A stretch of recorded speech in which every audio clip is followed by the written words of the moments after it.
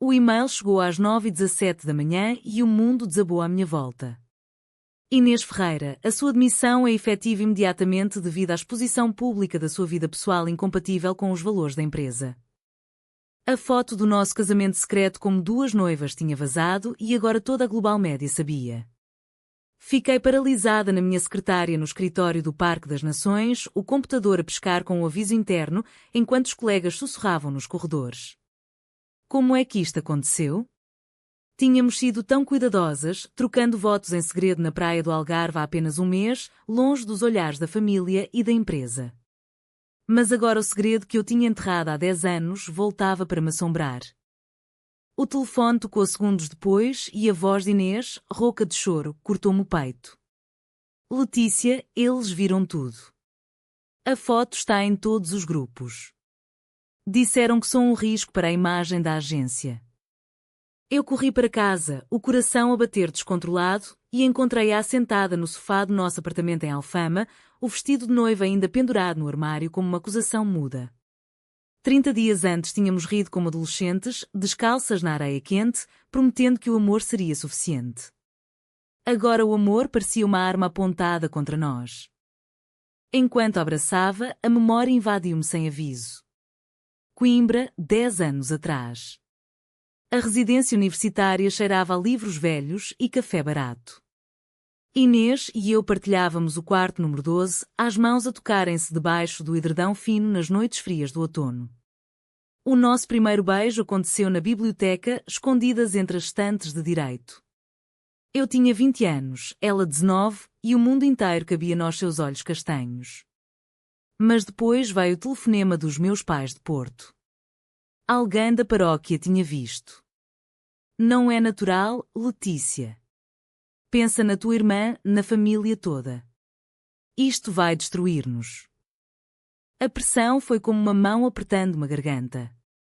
No dia seguinte, na cantina cheia de estudantes, eu neguei tudo em voz alta. Foi um erro, Inês. Eu não sou assim. Nunca te amei de verdade. Ela olhou-me como se eu lhe tivesse arrancado o coração com as mãos nuas. Saiu da universidade uma semana depois e eu nunca mais soube dela. Casei-me com um homem 2 anos mais tarde, tentei ser a filha perfeita, mas o casamento desfez-se em silêncio e culpa.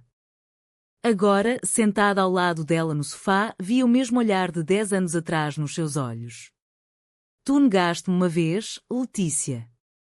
Agora o mundo inteiro sabe e eu perco o emprego. Como é que vamos sobreviver a isto? As palavras dela acertaram-me como um soco.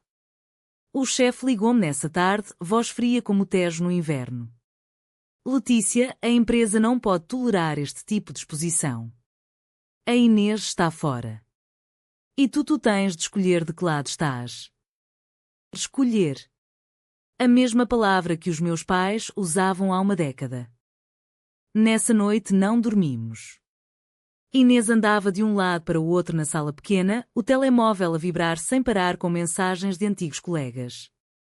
Lesbianismo na Global Média lia-se num título de um blog de fofocas. A foto, nós duas de vestido branco simples, mãos dadas perante o mar, circulava como vírus. Eu sentia o peso da minha escolha antiga esmagar-me o peito. Tinha prometido a mim mesma que nunca mais a magoaria, mas o passado estava de volta, mais forte do que nunca. No dia seguinte fomos à empresa juntas. O segurança olhou-nos com pena e desprezo ao mesmo tempo. No corredor, a diretora de Recursos Humanos esperava-nos com uma pasta grossa. Inês, o contrato termina hoje. Letícia, a tua posição está em análise. Inês apertou-me a mão com força, mas eu sentia que ela tremia. Isto é discriminação, disse eu, voz mais alta do que pretendia. A diretora sorriu sem calor, é proteção da imagem. Os nossos clientes são conservadores. Saímos dali como criminosas. Na rua, o sol de Lisboa batia-nos no rosto, mas eu sentia apenas frio. Inês parou de repente, virou-se para mim. Há 10 anos tu escolheste a família. Agora escolhes o quê? A pergunta ficou no ar, pesada como as nuvens que vinham do rio. Eu não tinha resposta. Só sabia que o erro antigo estava a repetir-se e que, desta vez, não podia fugir. O táxi deixou-nos em casa e o silêncio entre nós era mais alto que o barulho da cidade. Inês trancou-se no quarto durante horas. Eu fiquei na cozinha a olhar para a fotografia que tinha imprimido, nós duas felizes, o padre sorridente, o mar de fundo. Como é que alguém a tinha conseguido? Uma colega invejosa? Um hacker? Não importava. O dano estava feito. À noite, o telefone tocou outra vez. Era a minha mãe, voz afiada como sempre. Letícia, a tia Margarida enviou uma foto. Como pudeste fazer isto à família outra vez? Depois de tudo o que sacrificamos por ti. As palavras dela trouxeram-me de volta à cozinha da casa Matosinhos, 10 anos atrás, quando eu chorei e prometi que nunca mais olharia para uma mulher. Agora a mesma voz exigia que eu abandonasse Inês outra vez. Desliguei sem responder, mas o tremor nas mãos não parava. Inês saiu do quarto com os olhos inchados. A tua família nunca vai aceitar, Letícia. E a minha mãe já me mandou mensagem a dizer que reza por mim. Sentámo-nos à mesa da cozinha pequena, o vinho tinto esquecido entre nós. Ela contou-me pela primeira vez como tinha sido depois de Coimbra. Mudou-se para Lisboa, tentou esquecer, namorou homens por um tempo, mas o buraco que eu tinha aberto nunca fechou. Quando te reencontrei na agência há 2 anos, pensei que o destino me dava uma segunda oportunidade. Mas agora vejo que foi só para repetir a dor. As lágrimas dela caíam sobre a mesa e eu sentia cada uma como uma facada no peito. No dia seguinte fomos ao advogado. O homem de meia idade olhou para a foto e abanou a cabeça. Isto é despedimento discriminatório. Podemos processar. Mas vai ser feio. A imprensa vai adorar. Inês hesitou. Não quero mais exposição. Eu insisti. Se não lutarmos agora, eles ganham outra vez. Saímos do escritório com a papelada na mão, mas o peso era maior. Os dias seguintes foram um turbilhão. Colegas paravam de falar quando eu passava. Alguém colou um papel na minha secretária, escolhe o lado certo. Inês, agora em casa, recebia chamadas de jornalistas. É verdade que a Letícia Carvalho já negou ser lésbica há 10 anos? Alguém tinha descoberto o passado. O meu erro antigo estava na internet, amplificado. Uma tarde, Inês confrontou-me na varanda.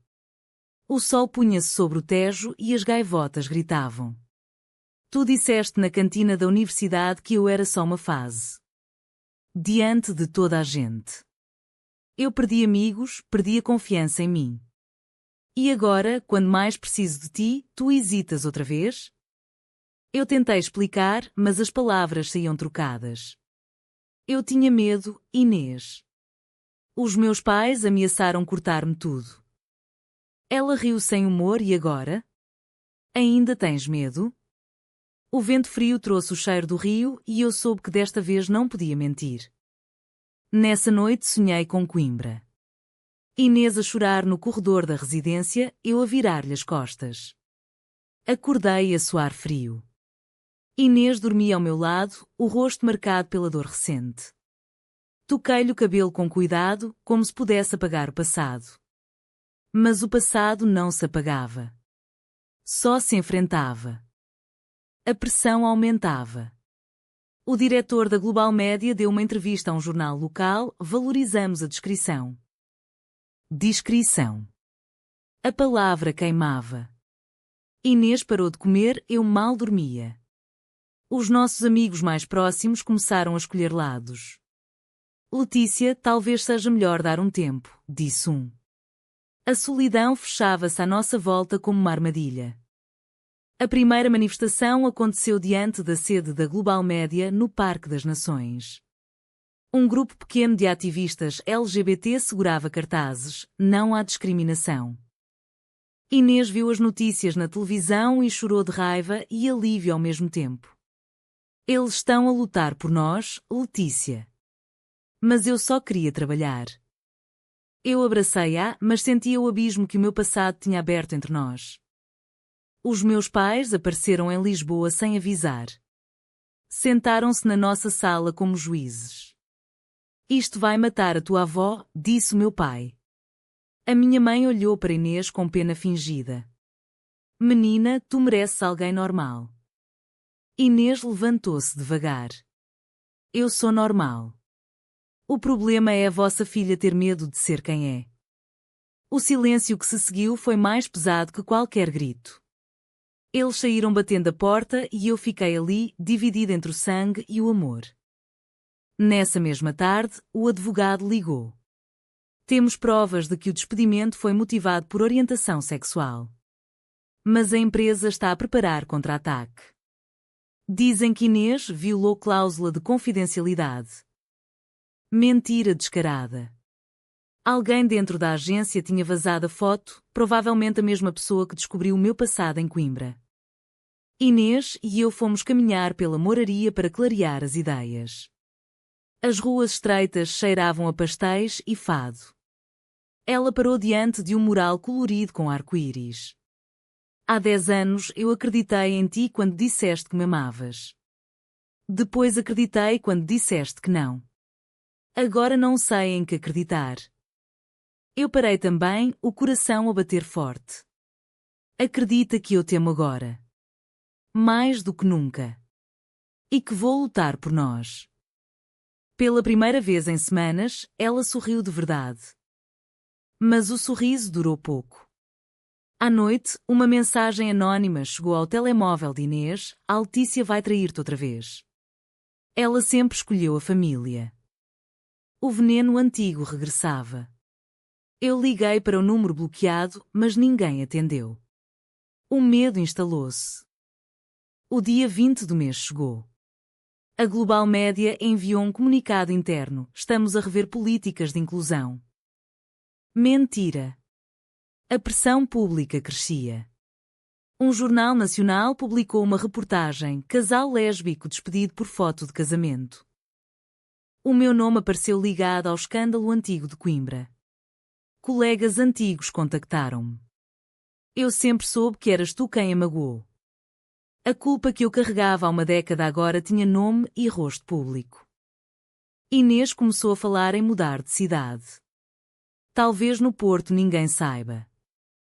Eu recusei. Não vamos fugir. Vamos enfrentar. Mas à noite, sozinha no banheiro, chorei em silêncio. Tinha negado o nosso amor uma vez. Se o fizesse outra vez, perdia-a para sempre. O advogado marcou uma reunião com a direção da Global Média. Entramos na sala de vidro com vista para o rio e o ar estava carregado de tensão. O diretor olhou para Inês como se ela fosse um erro administrativo. Podemos chegar a acordo. Demissão amigável e indemnização. Inês levantou a cabeça. Quero o meu emprego de volta. E um pedido de desculpas público. O riso dele foi frio. Isso não vai acontecer. Saímos dali com a promessa de tribunal. Na rua, Inês tremia. Eles nunca vão ceder, Letícia. A tua família também não. Eu segurei-lhe o rosto. Então nós obrigamo-os. Nessa noite escrevi o primeiro post nas redes. O amor não é incompatível com o profissionalismo. A minha companheira foi despedida por causa de uma foto nossa. Basta. O post explodiu. Milhares de partilhas em poucas horas. Os meus pais telefonaram outra vez. Estás a destruir o nome da família. Desliguei.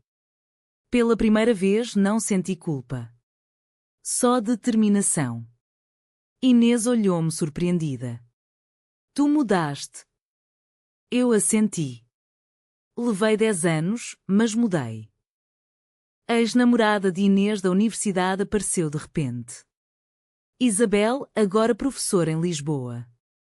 Encontrámo-nos num café em Chiado. Eu vi a notícia. Vim dizer que apoio. Mas os olhos dela traíam mágoa antiga. Tu partiste-lhe o coração, Letícia. 2 vezes. Inês segurou uma mão por baixo da mesa. Desta vez não vai partir. Isabel sorriu com tristeza e foi-se embora.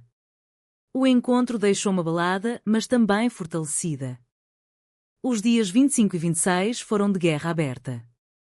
A Global Média tentou silenciar a história com um comunicado vago. A imprensa não deixou. Um programa de televisão quis entrevistar-nos. Inês recusou. Eu aceitei sozinha. No estúdio, com as luzes quentes no rosto, contei tudo. Há 10 anos neguei o meu amor por medo. Hoje não nego mais. A entrevista correu viral. Inês esperava-me em casa com o jantar pronto. Tu foste corajosa. Pela primeira vez em um mês, dormimos abraçadas sem pesadelos. Mas o telefone tocou às 3 da manhã. Era o diretor da Global Média. Precisamos de falar. Amanhã. A reunião foi na sala maior da empresa. Todos os diretores estavam presentes. O diretor pigarreou. A pressão pública está a afetar os clientes. Vamos reavaliar o caso da Inês.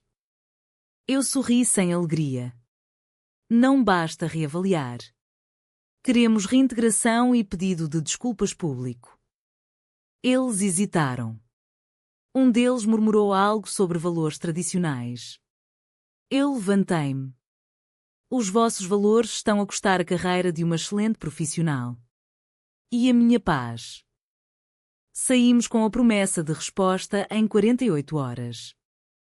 Nessa noite, Inês e eu fomos ao mirador da Senhora do Monte. Lisboa brilhava lá embaixo como um mar de luzes. Se eles não cederem, eu recomeço no outro lado, disse ela. Eu abanei a cabeça. Eles vão ceder. Porque agora o mundo está a ver. Ela encostou a cabeça no meu ombro. Tu enfrentaste a tua família por mim. E enfrentaria 1000 vezes. O telefonema chegou no dia 29. A Inês pode voltar na segunda-feira. E vamos emitir um comunicado. Vitória amarga. Eles não pediam desculpas verdadeiras, mas era um começo. Inês chorou de alívio. Eu abracei-a com força, sentindo que finalmente pagava uma dívida antiga. Mas o preço ainda não estava pago. Os meus pais enviaram uma carta formal. Enquanto não escolheres o caminho certo, não somos mais família. Li-a em voz alta para Inês. Ela segurou-me as mãos. Tu já escolheste? Sim. Escolhi-a a ela. A comunidade LGBT organizou um pequeno evento de apoio diante da empresa. Inês e eu fomos. Pessoas que nunca tínhamos visto abraçaram-nos. Obrigada por lutarem, disse uma rapariga nova. Eu senti o nó na garganta desaparecer lentamente. O 30º dia amanheceu cinzento. A Global Média marcou uma conferência de imprensa às 10 da manhã no auditório principal. Inês e eu sentámo-nos na primeira fila, mãos dadas. O diretor subiu ao palco, rosto sério. Reconhecemos que o despedimento da Sra. Inês Ferreira foi precipitado e lamentamos qualquer mal-entendido. A empresa compromete-se a promover a inclusão. Mal-entendido. A palavra ficou a pairar. Mas era o suficiente. Os flashes dispararam. Inês levantou-se comigo. Obrigada, disse ela simplesmente. Depois da conferência, saímos para a rua de mãos dadas. O sol rompia as nuvens sobre o rio. Pela primeira vez em 30 dias, respirávamos livremente. Em casa, pendurámos a foto do casamento na parede da sala. Nunca mais escondemos, prometi. Inês beijou-me a testa. Nunca mais. Os meses seguintes foram de reconstrução. Inês voltou ao trabalho com a cabeça erguida. Eu pedi transferência para outro departamento. Os meus pais, aos poucos, começaram a mandar mensagens curtas. Talvez um dia entendessem. Talvez não. Mas eu já não precisava da aprovação deles. Olhando para Inês a dormir ao meu lado agora, penso em Coimbra, no Algarve, na dor e na vitória. O passado não desapareceu, mas deixou de mandar. O amor, este amor que neguei uma vez, venceu. Acredita que o amor verdadeiro pode redimir os erros do passado causados pelo medo familiar? Verdadeiro ou falso?